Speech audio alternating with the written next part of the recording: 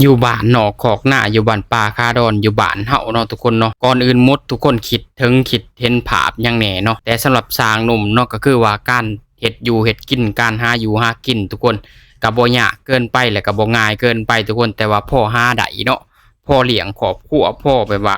จุนเจือครอบครัวได้ทุกคนนี่แหละก็ดังพืชดังไผ่ขึ้นทุกคนหลังจากเขาอีพ่ออีแม่มาแต่ไห้แต่หน้าเลยทุกคนนี่รับประการแม่งกินหน้าอีมาเนาะกระไดมาบักหลายมันทุกคนนี่แหละเมียข่อยก็กำลังลงมือทุกคน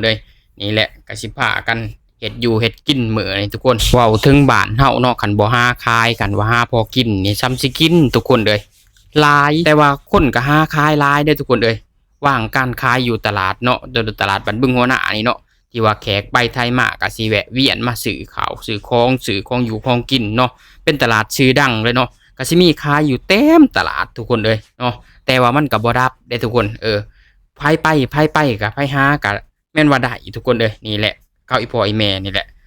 เราไปมื้อนี้เนาะทุกข่อยก็นี่แหละนี่ดังพื้นดังไผ่จุพื้นจุไผ่นี่ก็สิเริ่มเฮ็ดอยู่เฮ็ดกินเลยทุกคนนี่แหละขัวแม่งจีน่าทุกคนเมียข่อยก็สิตำบักหุ่งนำเหมือนทุกคนนี่ดังพื้นดังไผ่จุพื้นจุไผ่เขาแล้วก็จังซี่แหละพี่น้อง